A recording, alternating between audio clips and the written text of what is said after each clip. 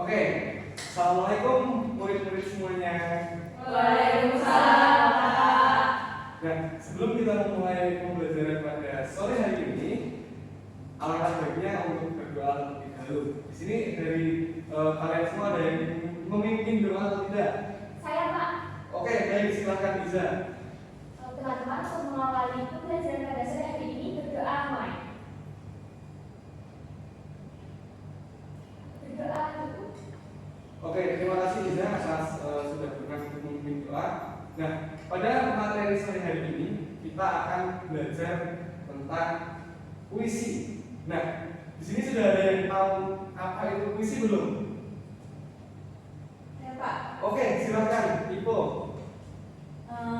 Puisi itu yang saya tahu itu berbait-bait, memiliki rima, lalu bersajak, terus isinya itu terbuat dari diksi-diksi yang bagus, Pak. Jadi maknanya itu tersirat. Keren sekali Ipo. Tepuk tangan untuk Ipo. Yang lain ada yang tahu? Ya, Pak. Oke, Afra, silakan. Izin menambahkan ya, Pak. Menurut saya puisi itu merupakan karya sastra yang menggunakan kata-katanya itu maknanya denotatif, Pak. Jadi maknanya itu tersirat seperti yang dikatakan Ibu tadi. Keren, tepuk tangan untuk Afra. Nah, secara bahasa dan juga secara pengetahuan memang benar seperti itu. Jadi pada sore hari ini kita akan sama-sama belajar mengenai puisi ya. Mana pengertiannya tadi sudah sedikit dijelaskan oleh Ibu dan juga Afra. Nah, kita akan menggali lebih banyak terkait puisi melalui materi yang nantinya akan Bapak sampaikan dan akan Bapak contohkan seperti apa sih puisi itu. Jatuh ternyata.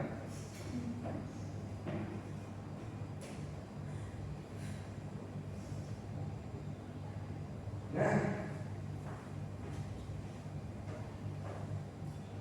oke, kita masuk ke bagian teks puisi. Nah, pertama sebelum kita masuk ke dalam puisi, Bapak ingin teman-teman semua, murid-murid semua untuk melihat dan juga belajar mengenai kearifan lokal. Jadi nanti kita akan melakukan keterkaitan antara kearifan lokal dan juga puisi seperti itu.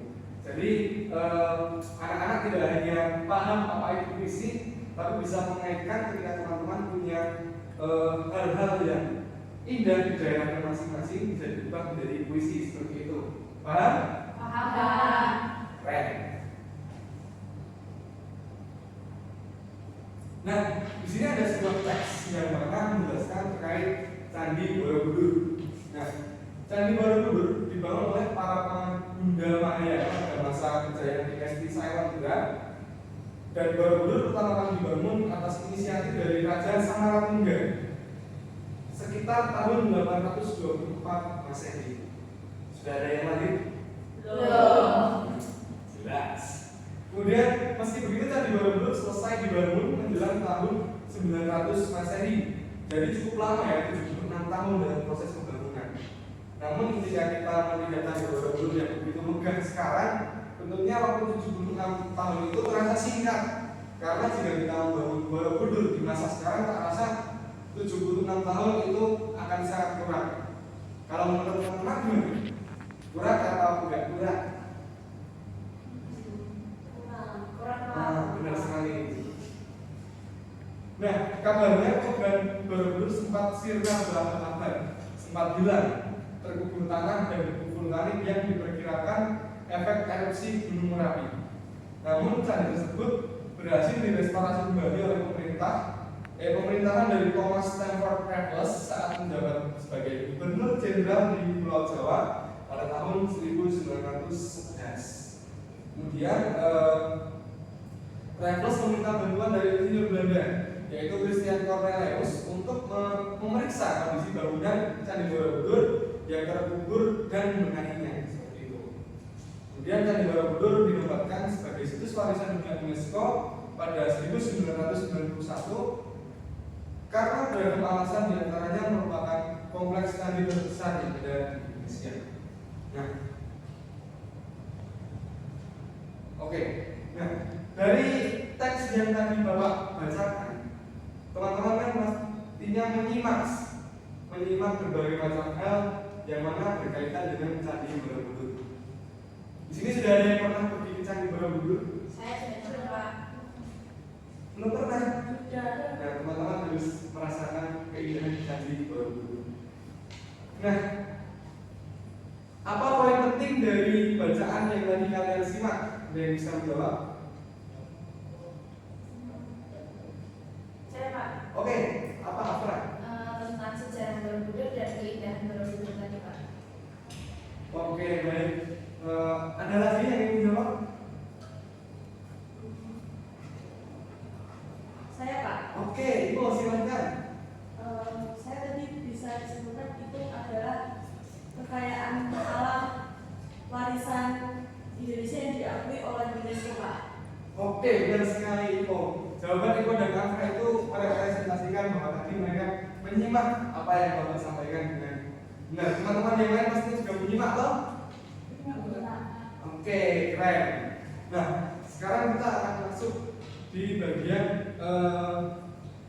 ini. Bapak ingin bertanya kembali pada kalian, apa yang kalian soroti dari keindahan budaya lokal yang ada pada cerita tersebut? Pak, ada yang tahu tidak apa yang tadi menjadi sebuah sorotan? Bangunannya? Oke, benar sekali. Jadi bangunan candi, khususnya bangunan Candi Borobudur itu autentik, hanya ada di Indonesia. Bahkan pada tahun 1991 diakui oleh UNESCO sebagai salah satu warisan peninggalan dunia seperti itu, sebagai salah satu kompleks candi terbesar yang ada di dunia seperti itu. Keren, Afra.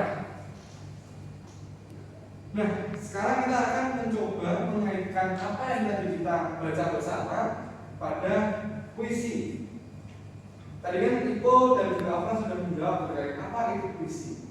Puisi merupakan karya sastra yang mengutamakan bahasa indah dengan irama dan makna yang dalam. Nah, sekarang kita masuk pada ciri-ciri puisi. Nah, ciri-ciri puisi itu memiliki bahasa yang figuratif. Ada yang tahu apa itu bahasa yang figuratif? Belum tahu. Nah, bahasa yang figuratif itu menggunakan majas dan juga gaya bahasa. Jadi bahasa yang ada di dalamnya itu tidak monoton. Ketika kalian melihat atau mendengarkan seorang yang membacakan puisi kan pastinya ada yang berapi-api, ada yang sangat kalau Gen Z sekarang katakan melo, atau ada yang itu dengan ciri khasnya masing-masing seperti itu. Kemudian yang kedua berirama. Berirama itu artinya memiliki ritme dan bunyi yang indah. Jadi ada penekanan, ada tekanan nada ketika menuturkan suara dalam berpuisi. Kemudian padat akan makna. Puisi itu singkat, namun makna yang di dalamnya itu cukup padat. Banyak pesan-pesan tersirat dari puisi. Kemudian yang terakhir adalah tersusun di dalam bait-bait. Jadi puisi itu memiliki struktur baris dan juga bait yang teratur. Rima, kemudian diksinya itu biasanya memiliki korelasi satu dengan yang lain, namun tetap syarat akan makna seperti itu. Ada yang ingin ditanyakan dari struktur puisi, dari ciri-ciri puisi? Tidak Pak. Keren, sudah paham semua ini berarti. Nah, sekarang kita masuk ke bagian struktur. Yang pertama, baris, satu lari kata dalam puisi, atau baris juga merupakan suatu unit terkecil di dalam puisi. Kemudian yang kedua, bait, kumpulan beberapa baris yang berbentuk satu kesatuan. Bait juga menentukan bagian isi atau gagasan yang ada di dalam puisi. Jadi bait itu berfokus pada penekanan yang terdapat dalam Puisi. Kemudian yang ketiga, tema, yang biasanya berisi ide atau gagasan pokok yang mendasari puisi itu ada. Jadi gagasan pokok yang terdapat dalam puisi itu biasanya dikembangkan melalui tema. Misal teman-teman ingin membuat puisi terkait waktu misalkan, itu kan berarti menjadi tema ketika teman-teman nanti akan mengulang baris dan juga bait seperti itu. kemudian majas atau gaya bahasa. Teman-teman ada yang mau jenis-jenis majas? Bisa, jadi kok? Saya tahu satu. Apa itu? Hiperbola. Hiperbola. Apa itu hiperbola? Sebentar ya. Hiperbola itu melebih-lebihkan, Pak. Betul, tepat sekali kok. Bisa? Majas personifikasi Pak. Apa itu? Majas yang menggambarkan sesuatu yang tidak hidup tapi seperti hidup. Wis keren, bisa. Di antara kalian bisa nggak? Atau ada yang bisa atau tidak mencontohkan penggunaan atau contoh realistis dari penggunaan majas seperti tadi hiperbola, personifikasi, ada yang bisa? Nanti ada atau tidak? Saya Pak. Oke, Afra. Penggunaan majas personifikasi. Oke. Contohnya angin itu melambai-lambai. Oke, tepat. Padahal kan angin itu bukan seseorang atau bukan makhluk hidup. Namun ketika kita memikirkan diksi melambai-lambai, itu kan biasanya berkonotasi secara langsung pada makhluk hidup seperti itu. Oke, tepat. Tepuk tangan untuk kita semua.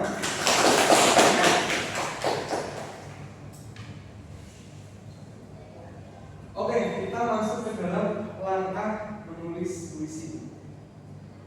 Nah, dalam langkah menulis puisi yang pertama kita harus dapat menentukan tema. Dan tahu apa itu tema tadi? Gagasan pokok Pak. Betul. Kemudian yang kedua membuat kerangka, menyusun kerangka atau outline isi dari puisi. Jadi semacam draft. Jadi ketika nanti kita akan memperluas draft tersebut menjadi sebuah puisi yang utuh, kita itu tidak kehilangan arah. Kemudian memilih kata yang tepat atau menggunakan diksi yang indah dan bermakna mendalam seperti itu.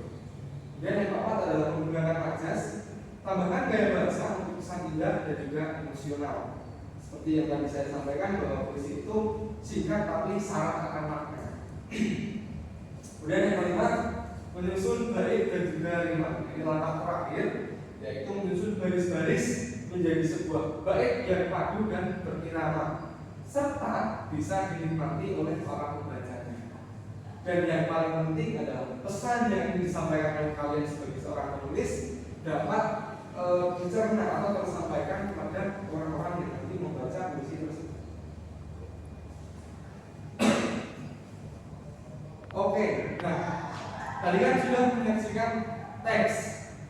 Nah sekarang Bapak ingin menunjukkan sebuah potongan video terkait atau contoh video orang membacakan puisi. Jadi teman-teman nanti dimohon untuk menyimak dengan seksama ya.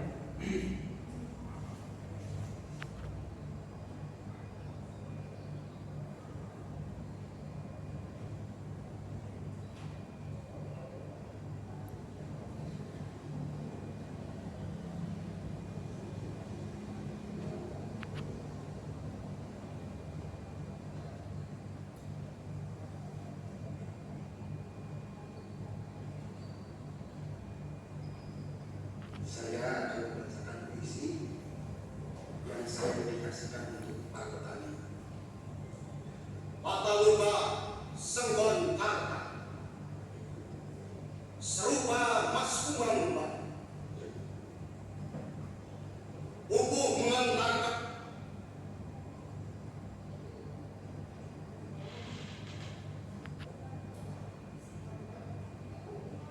mengucapkan itu.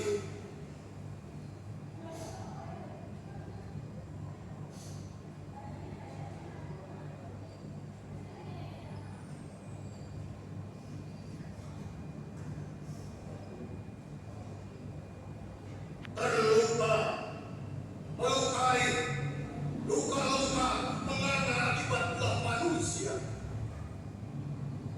Tengah-tengah dalam takut dan selam. Aku sorry. Nah, dari aku kembalikan lagi. Nah, dari video orang membaca puisi tadi, teman-teman pastinya sudah mendapatkan sebuah hal yang mungkin tadi belum didapatkan dari materi. Nah, apa? Ada yang tahu? Nah, ada yang tahu bisa katakan? Saya Pak. Oke, silakan. Penggunaan mimpi wajahnya Pak. Nah, tepat sekali. tapi itu sudah sedikit meluas. Ketika teman-teman atau anak-anak semua mempelajari puisi, kalian itu pasti akan nanti mempelajari banyak hal. Tidak hanya rima, tidak hanya diksi, tidak hanya tema, tapi juga mempelajari berbagai macam aspek yang mendukung puisi tersebut benar-benar tersampaikan pada penikmatnya seperti itu. Nah, sekarang buat kita untuk kalian semua membentuk sebuah kelompok. Yang pertama, kelompok 1 dan 2 beranggotakan Asna dan juga Ipo. Yang kedua, kelompok 3 dan 4 beranggotakan Gita dan juga Afra. Kemudian yang terakhir, kelompok 5 dan 6 beranggotakan Iza dan juga Yulian, seperti itu.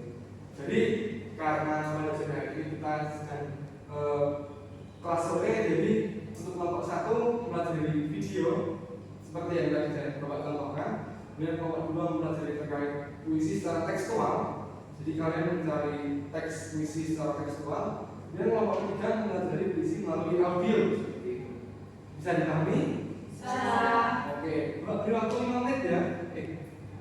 30 menit untuk 20 menit untuk mempelajari hal tersebut. Kemudian nanti teman-teman bisa mendiskusikan struktur, langkah menulis, kemudian dapat menentukan tema puisi masing-masing kelompok, kemudian dapat membuat kerangka puisi, kemudian dapat menulis puisi secara berkelompok. Kemudian yang terakhir adalah mempresentasikan hasil karya dari masing-masing kelompok. Oke, silakan.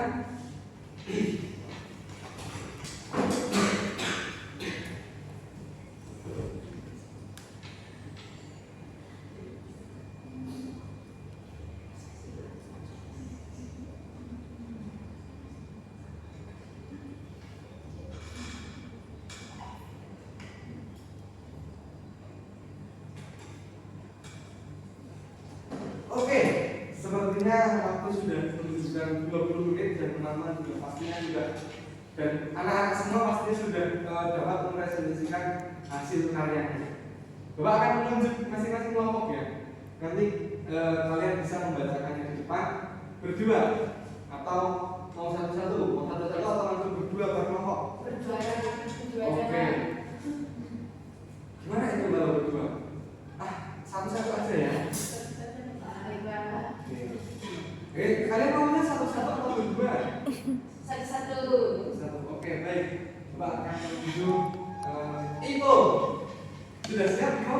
Sudah. Oke, keren. Tepuk tangan untuk Ipo. Yang pendek tidak apa-apa kan, Pak? Tidak apa.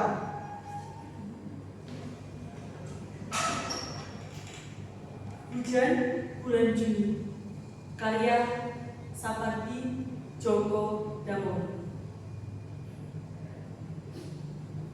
Tak ada yang lebih tabah dari hujan bulan Juni. Dirahasiakannya titik rindunya kepada pohon berbunga itu. Tak ada yang lebih bijak dari hujan bulan Juni. Dihapusnya jejak-jejak kakinya yang ragu-ragu di jalan. Tak ada yang lebih arif dari hujan bulan Juni. Dibiarkannya yang tak terucapkan diserap akar pohon bunga itu. Oke.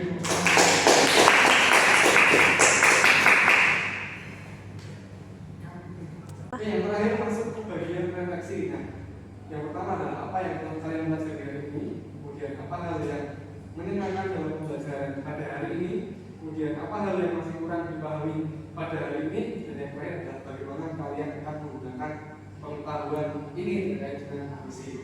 Jadi teman-teman diharapkan untuk bisa memahami hal-hal tersebut seperti itu. Rasa cukup sekian pembelajaran pada hari ini. Terima kasih. Assalamualaikum warahmatullahi wabarakatuh.